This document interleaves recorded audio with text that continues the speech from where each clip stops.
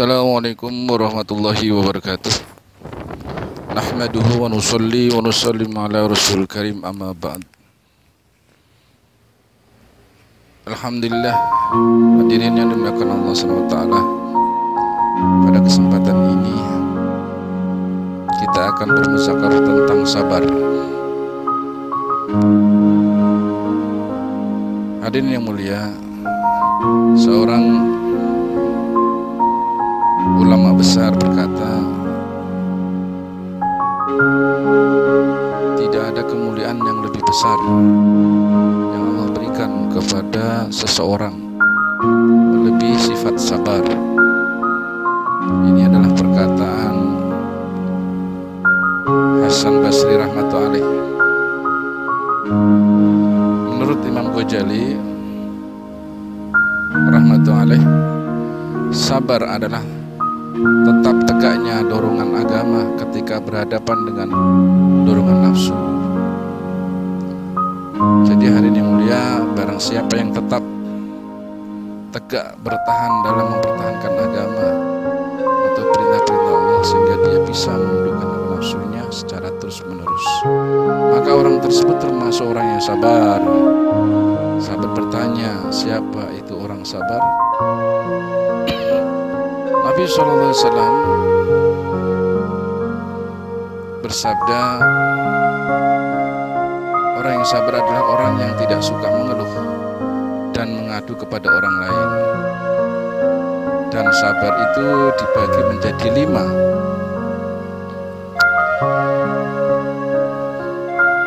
Yang pertama, as-sabru fil ibadah, yaitu sabar dalam beribadah. Jadi dalam kita menjalankan ibadah kepada Allah SWT ini kita harus bersabar. Yang kedua, as-sabru indal musibah, yaitu kita bersabar atas musibah-musibah yang menimpa pada diri kita. Itu semua datang dari Allah.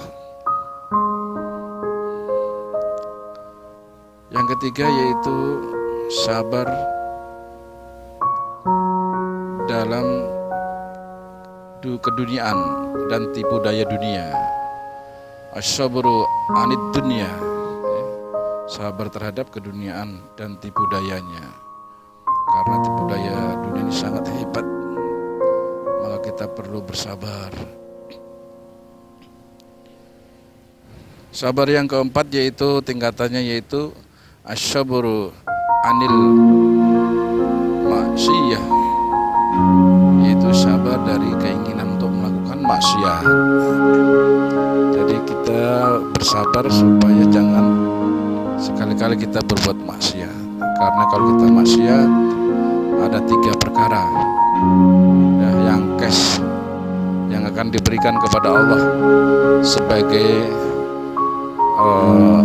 hukumannya, yaitu yang pertama, rezeki kita akan ditunda. Yang kedua, akan disulitkan untuk sholat tahajud bangun malam, sulit. Dan yang ketiga yaitu ilmu kita, beberapa ilmu akan dicabut oleh Allah SWT. Ini kalau orang yang berbuat maksiat.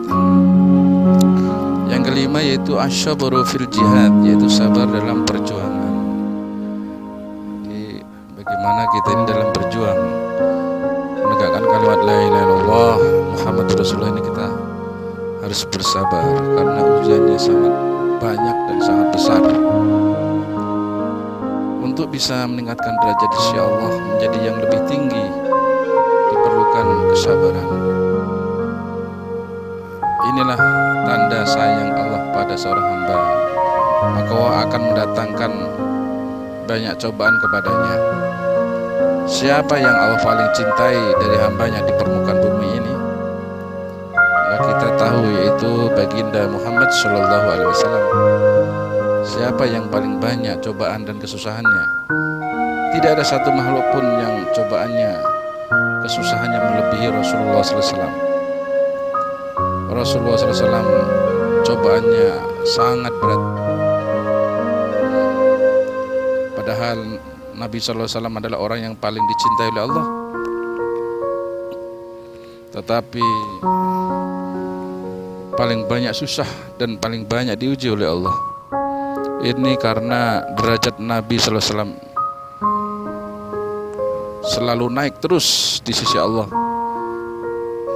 karena pengorbanannya dan ujiannya yang Allah berikan kepadanya.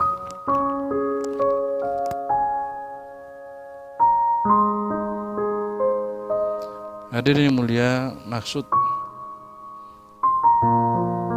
ujian ini adalah bukannya untuk menyusahkan kita, tetapi untuk menaikkan derajat kita. Sebagaimana kalau kita bekerja di kantor, ya, kalau ingin naik jabatan, seseorang diberikan ujian. Tujuannya bukan untuk menyusahkan, tetapi untuk menaikkan derajat atau pangkat seseorang.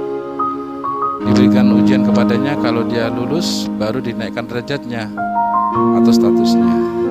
Jadi tujuan ujian tersebut bukan maksudnya untuk menyusahkan.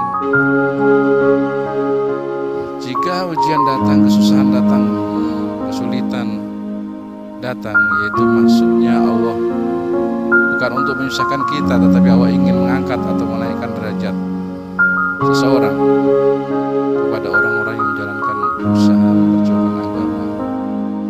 Akan banyak datang ujian-ujian. Dengan kesulitan dan kesusahan, seseorang dapat menjadi manusia yang lebih baik asal dia punya kesabaran.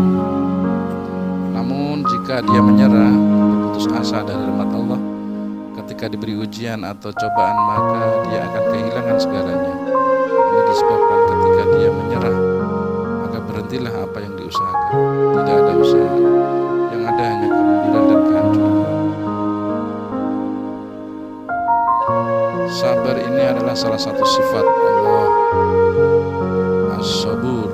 Jadi Allah pun menghendaki kita agar mempunyai sifat sabar, sehingga datanglah kepada kita bermacam-macam ujian. Allah ingin melihat kalau kita tetap istiqomah dalam taat kepada Allah dengan ujian-ujian tersebut. Jika orang itu mampu istiqomah taat kepada Allah dalam keadaan apapun, baru orang itu dapat dikatakan sabar. Yang dikatakan sabar itu bukanlah orang yang tenang, tidak dalam keadaan tidak apa-apa. Bukan. Tidak ada kesulitan, tidak ada ujian atau nafsu. Bukan.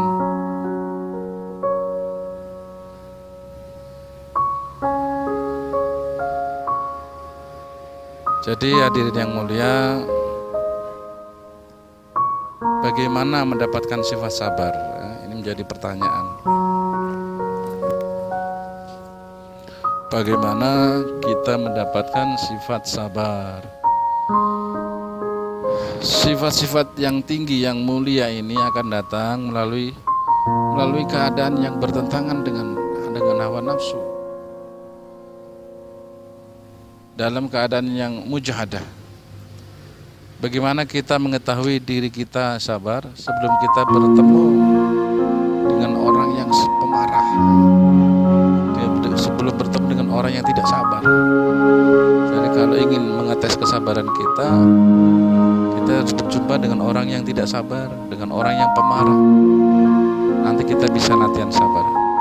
Bagaimana kita bisa dapat sifat tawakal kepada Allah sebelum kita mendapatkan keadaan yang tidak bisa lari dari siapapun selain kepada Allah. Begitu juga sifat-sifat mulia yang lain akan datang atau wujud dalam diri kita melalui ujian-ujian, keadaan-keadaan yang bertentangan dengan hawa nafsu. Jadi datangnya kesusahan-kesusahan pada kita bukanlah untuk menyusahkan kita, tetapi untuk menaikkan derajat kita, supaya kita menjadi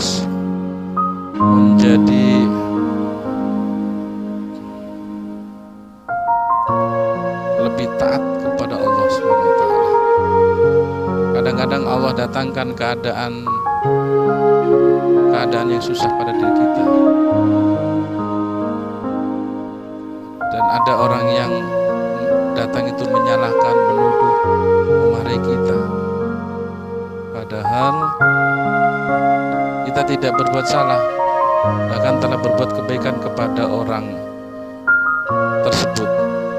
Ini pun jangan lantas kita salahkan orang itu, tetapi yang harus kita ingat adalah apa maksud Allah di balik keadaan yang telah Allah berikan.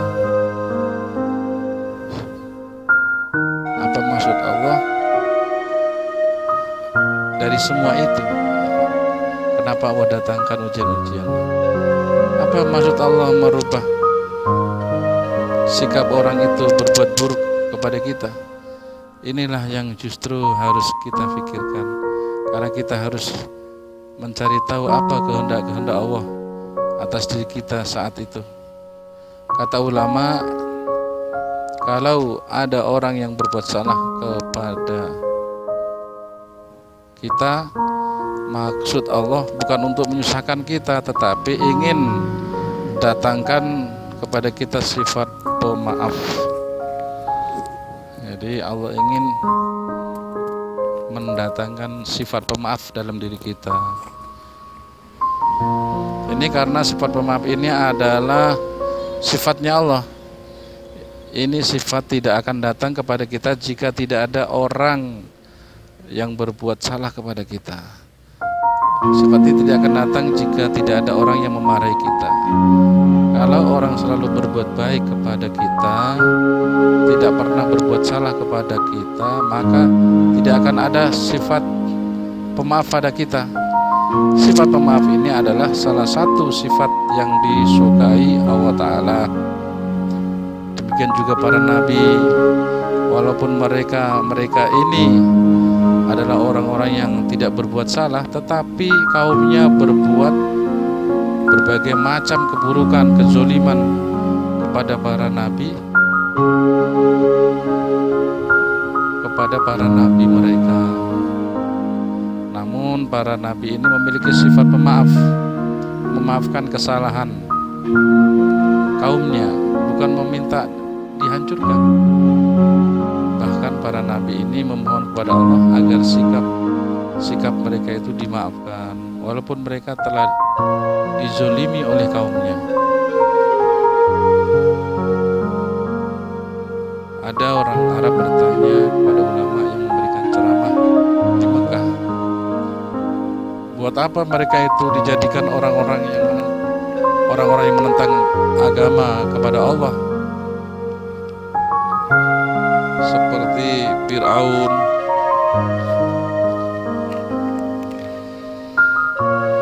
seperti Fir'aun, Qarun, Haman, Namrud, dan lain-lain.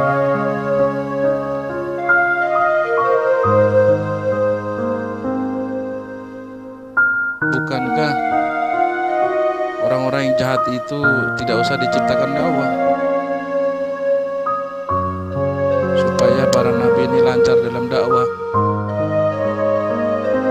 Buat apa diciptakan orang seperti mereka? Lalu ulama ini menjawab dengan bijaksana, wahai saudaraku, adakah saudara mengetahui telur ayam? Lalu jawab si Arab tersebut, ya, saya mengetahui telur ayam. Lalu si ulama ini bertanya lagi, kalau telur ayam itu dipecah terdiri dari apa? Telur ayam itu terdiri dari kulit telur, putih telur, dan kuning telur. Kalau telur ayam itu menetas, yang menjadi anak ayam itu adalah dari kuning telur dan putih telur. Kulit telur itu tidak akan bisa berubah menjadi anak ayam jika dipecah. Kalau telur tadi dimakan, digoreng maksudnya, itu pun yang dimakan oleh manusia hanya kuning telur dan putih telur. Tetapi kulit telur itu tidak dimakan. Jadi kulit telur ini tidak bisa jadi anak ayam dan tidak bisa dimakan. Kalau kita bertanya kepada Allah, buat apa kulit telur itu diciptakan? Tidak bisa dimakan, tidak pula bisa jadi anak ayam. Tentu jawabannya, telur tidak akan jadi anak ayam kalau tidak ada kulitnya. Dan telur tidak akan bisa dimakan kalau telur dari pantat ayam tanpa kulitnya. Jadi kalau keluar dari pantat ayam itu tidak ada kulitnya, maka tidak akan bisa dimakan. Tidak ada yang mau memakannya. Ini karena isi telur tadi keluar tanpa kulit telur, sehingga menjadi najis.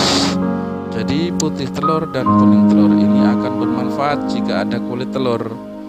Begitu pula orang-orang yang berbuat salah kepada kita, yang menzolimi kita, yang mencuci kita, yang memarahi kita, penentang-penentang agama. Ini seperti kulit telur atas telur ayam.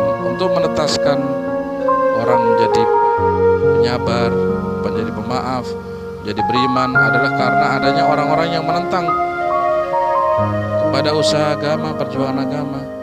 Jadi sebetulnya yang menaikkan derajat Nabi Musa alaihissalam sampai kepada derajat Nabi yang ulul azmi dikarenakan adanya tantangan dari Fir'aun. Naiknya derajat Rasulullah SAW sampai kepada derajat ulul azmi dan derajat Sayyidul Anbiya karena pertentangan adanya Abu Jahal, Abu Lahab dan lain-lain sebagainya. Demikianlah hadirin yang mulia, muzakarah tentang sabar yang perlu kita mewarisinya sehingga kita ini bisa merasakan nikmatnya ibadah. Dan orang-orang yang sabar, Allah ini bersama dengan orang-orang yang sabar. Innallaha ma'asyabirin. Dan jika ada ujian-ujian, maka Allah perintahkan wasta'inu bisabri wassalah, yaitu kita disuruh bersabar dan sholat. Maka orang-orang yang sabar inilah yang akan derajatnya akan tinggi nanti di sisi Allah SWT. Dia akan mendapatkan Allah, ya. Karena dia mendapatkan Allah, maka dia akan mendapatkan segala-galanya. Jangan lupa subscribe dan bagikan kepada orang lain jika bermanfaat, supaya ada perbaikan kepada teman-teman kita. Jangan lupa subscribe. Wabillahi taufiq wal hidayah. Wassalamualaikum warahmatullahi wabarakatuh.